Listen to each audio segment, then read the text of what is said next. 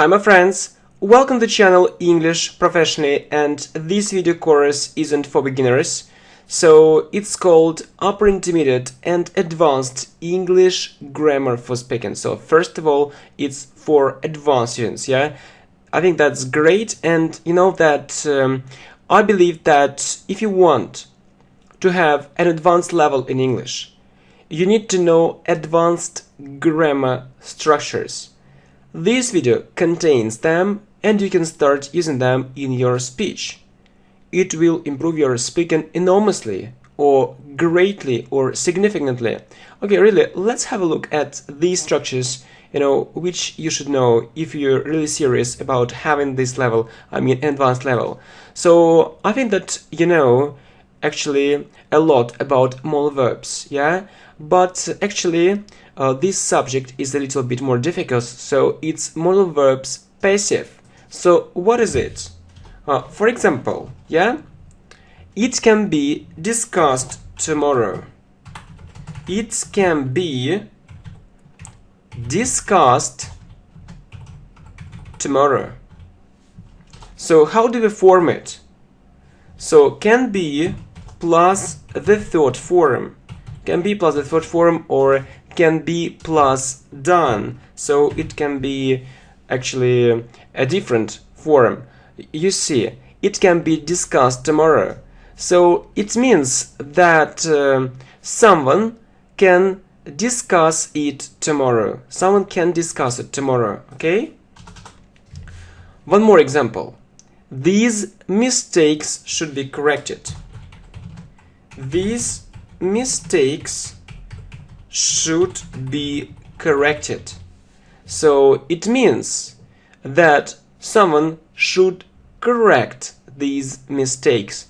So should be corrected, should be plus the third form or plus done. Okay, could be. For example, yeah, I think that or you think that my speaking can be improved. My speaking can be improved. Can be improved. Yeah, or I can also say could be improved. Yeah, it's okay. So can be improved or could be improved. So it means that really it can become better. For example, with the help of this channel. With the help of this channel.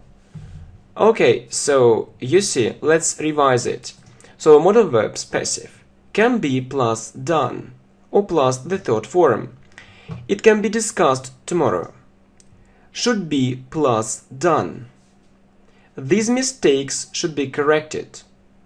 Could be plus done.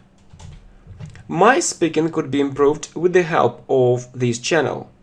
Yeah, what other modal verbs can you remember? So modal verbs passive must be.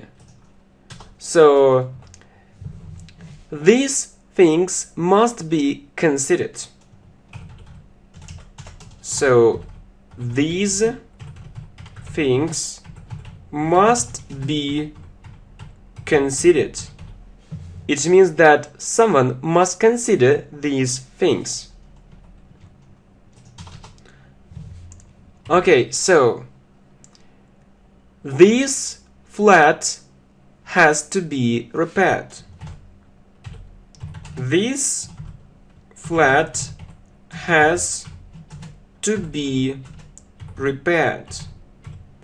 So it's the same story that someone has to repair this flat, or it has to be done. For example, it has to be done. So someone has to do it, or you know that this structure has a similar meaning, so need to be. So it needs to be said. It needs to be said. It needs to be said, or it needs to be mentioned. It needs to be mentioned.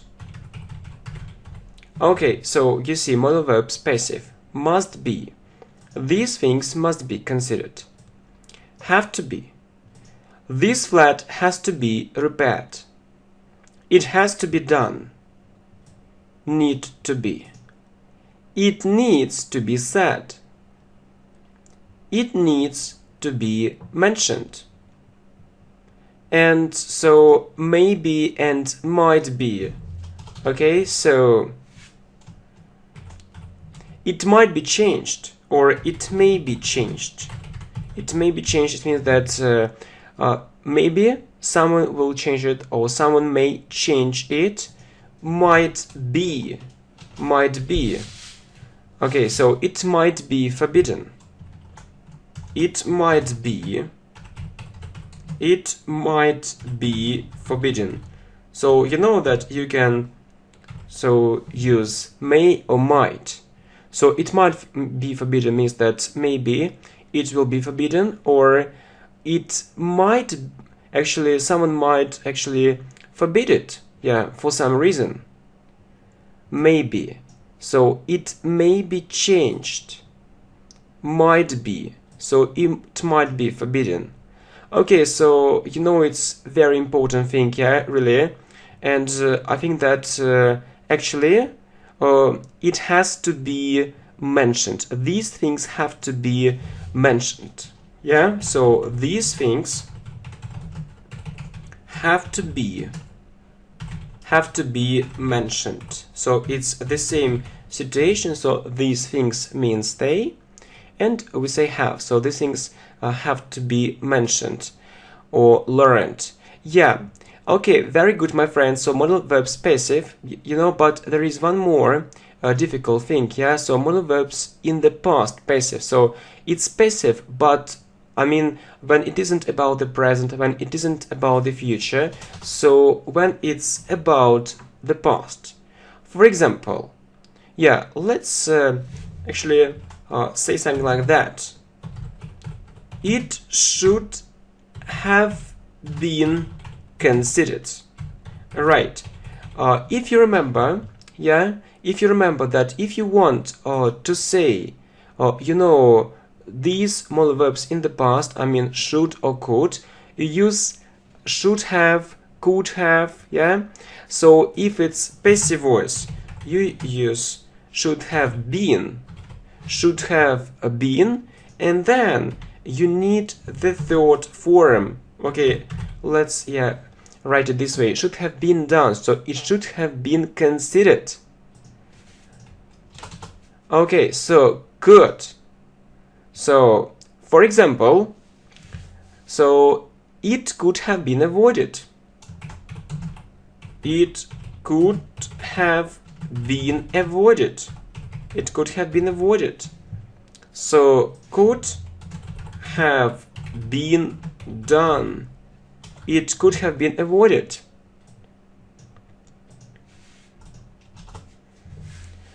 Okay, so their wishes must have been ignored.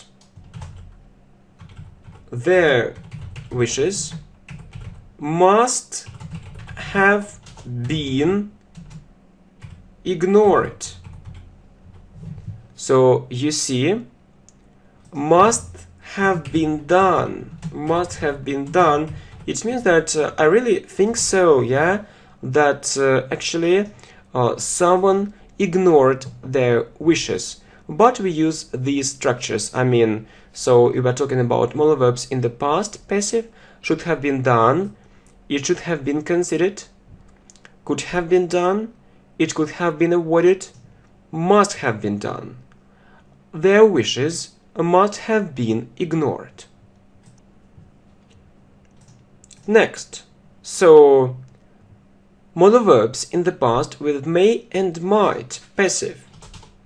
So it may have been noticed. It may have been noticed.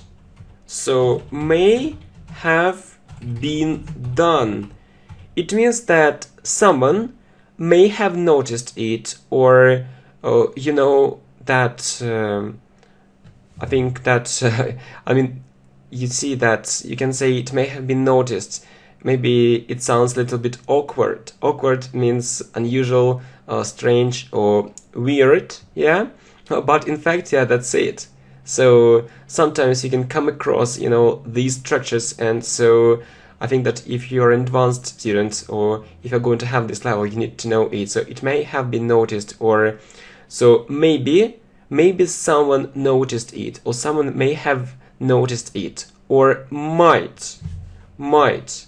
Okay, so she might have been seen yesterday. Okay, so she might have been seen yesterday. She might have been seen yesterday. So it's the same story. So it means that maybe someone saw her yesterday, or actually someone may have seen, may have seen her yesterday. So might have been done. Okay, very important structures. So may have been done, it may have been noticed, and might have been done. So you see, she might have been seen yesterday. Okay, so the next, grammar part, for advanced students is about strong adjectives. For example, there is one very common mistakes which lots of students make. For example, so if someone doesn't like something, he may say, it's very terrible, or it's very amazing, But the thing is that we can't say it this way, we can't say it. You need to know that if we look at English adjectives, so they can be so weak or normal, and strong adjectives. And you know that so terrible and amazing are strong adjectives.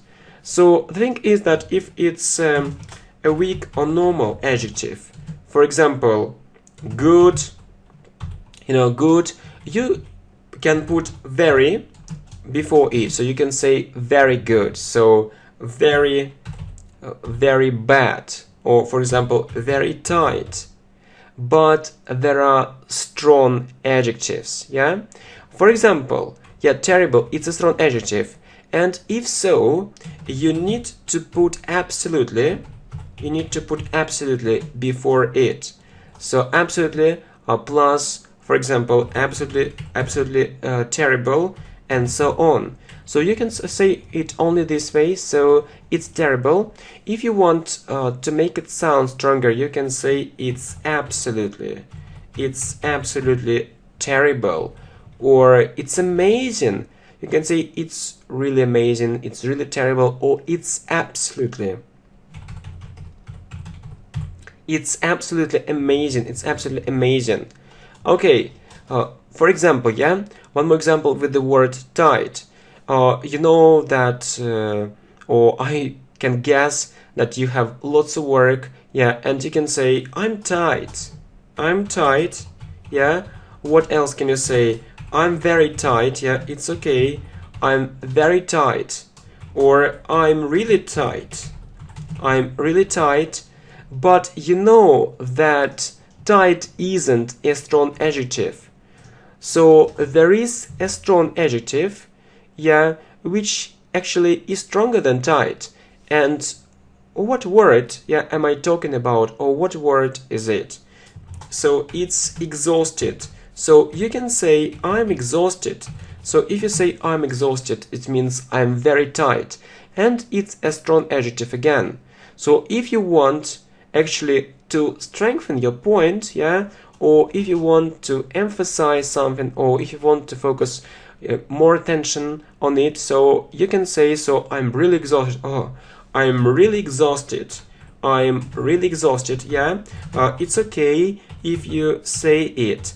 Nevertheless, my friend, nevertheless. So if you want to make it sound really strong, so you need to use this word absolutely. So I'm absolutely exhausted. It means that I'm really so tired. I'm absolutely, I'm absolutely, I'm absolutely exhausted. I'm absolutely exhausted, okay? Yeah, and just you need to know this difference. Okay, if you want actually to speak English not only naturally, spontaneously, confidently, correctly, yeah, so you also need actually to enrich your speech, I mean, with beautiful and natural structures. So absolutely, don't say only so it's good, it's very good. Okay, it's fantastic. It's absolutely fantastic, or it's magnificent. It's absolutely magnificent. It's fascinating. It's absolutely fascinating, or and so on. So you can say, "Oh, what a brilliant idea," or "It's a brilliant idea," or "It's an absolutely brilliant idea." Okay, just compare these two things, these two levels. So just actually you hear, yeah, one student and he's saying, "Oh, it's a good idea, it's a very good idea," and you can also hear the second student and he actually is saying, "It's a brilliant idea, it's an absolutely brilliant idea." Just you see the difference between these levels. And if you want actually to sound more advanced, you also need to use strong adjectives and absolutely with them. Okay, let's revise it. So we're going to talk about strong adjectives. So if we look at adjectives in English, they can be weak or normal. For example, very good, very bad, tight, and we put very before them. And so they can be strong. We put absolutely before them. For example, absolutely terrible. Okay, let's look at more examples. It's absolutely terrible. It's absolutely amazing. I'm tight. I'm very tight. I'm really tight. I'm exhausted. I'm really exhausted. I'm absolutely exhausted. Yeah, and so we can't leave these subjects unnoticed. Yeah, I'm talking about inversion. So just I have a small question for you. Yeah, so is it correct or not if I say, so I do think so. I do think so. Is it correct or not? You know that we use do in questions, yeah, do you think so? And we can use it in negative sentences, yeah? We can use do not, so I do not think so, or I don't think so. But if you look at this sentence, it's another story. So you see do in a statement. So in other words, so it isn't a question, yeah, it isn't a negative sentence. So nevertheless, we put do before a verb, yeah? I do think so. So the thing is that you can do it. So do means really. Do means really. So you put do or does plus verb and it means really. For example, I do want to change my life. I do want to change my life. I do want to change my life, or I really want to change my life. Yeah, I do want to learn English. I do want to know English. Or maybe you want to say, I do want to thank you. For example, yeah, one more example. These lessons do help me. These lessons do help me. It means these lessons really help me. Yeah, so we often use inversion. Look, I do think so, it means I really think so. Do or does plus verb, yeah? So do or does, actually it means really. I do want to change my life. I do want to know English. I do want to thank you. And the lessons do help me. Or I can say, for example, it matters a lot. It matters a lot, or it does matter a lot. It does matter a lot. It does matter a lot. So it means it's really important. It does matter. So we can't close our eyes on it. We can't ignore it. It does matter. Okay, and so more advanced structures with inversion. So not only, but also. So, for example, not only. So if it's without an inversion, so we can hear not only this channel is for beginners, but it's also for intermediate and advanced students. Yeah, but the thing is that the rule is that we put inversion after not only, so we need the order. I mean, so you have a subject and an auxiliary verb, and so we change them. So we need to say the opposite thing. So not only is this channel, so you put it before. So not only is this channel for beginners, but it's also for intermediate and advanced students. For example, not only. So if it's without inversion, so you can hear he is a nice person, but you know the rule is that you need to use inversion here, and so you need to put is before it. Not only is he a nice person, but he is a very professional teacher. But he is a very professional teacher. Not only is he a nice person, but he is a very professional teacher.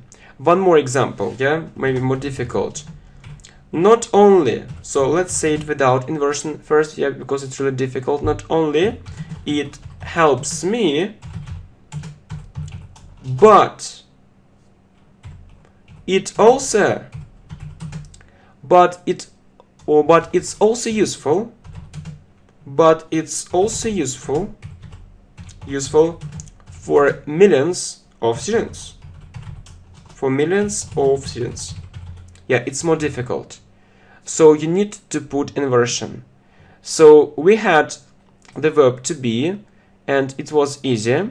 So we just actually put is before that word.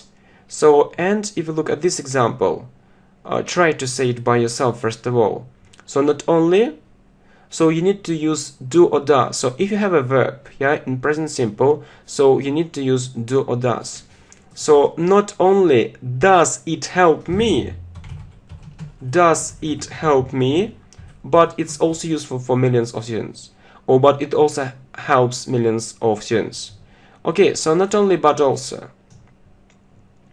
Not only is this channel for beginners, but it's also for intermediate and advanced students. Not only is he a nice person, but he's a very professional teacher. Not only does it help me, but it's also useful for millions of students. And two more advanced structures with inversion: no sooner and hardly had. Okay, do you know the structures? I hope so. So no sooner had someone done something than something happened. For example, no sooner, then you have to use had I, then you need to use the third form, come home, then she called me. So it's past simple. It means that, so I came home and then she called me, so it happened almost immediately. Or you can say a similar structure. So hardly had, it's almost the same. So hardly had someone done something. The only difference is that you use when instead of then. So use then with no sooner, but when with hardly, when something happened. So hardly had someone done something when something happened. So you see, for example, hardly had I left home. Hardly had I left home when he arrived. It means that I left home and then he arrived. He did it almost immediately. Yeah. So you see that we use past perfect, yeah, in the first part and past simple in the second part of the sentence. Okay, please remember, no sooner had someone done something than something happened. No sooner had I come home then, yeah, please, thanks for your correction. So then she called me. And please remember that we use then with no sooner. Hardly had someone done something when something happened. So, my friend, so we use when with hardly had. So, hardly had I left home when he arrived. Okay, to sum up, so this information is extremely important. So it's for upper intermediate and advanced level. So actually it's mostly for advanced students. So, and in fact, really, you need to start using it in your speech. I mean, these structures, so modal verb passive, in the present, in the future, and in the past as well. It's also very important. Please keep in mind, I mean, strong adjectives, yeah? Just let's speak English beautifully and naturally. Yeah, and so if you start using an inversion in your speech, definitely it'll be a huge advantage. Actually, I mean that, so if, for example, I know that a certain student, yeah, uses this kind of structure in his or her speech, I think, oh, his English grammar is really so high. Yeah, you just need to start using these advanced structures, and really, it'll be good for your speaking, and actually, it will sound really more advanced. Okay, my friends, thank you very much, and I really hope that it was a great job. Thank you.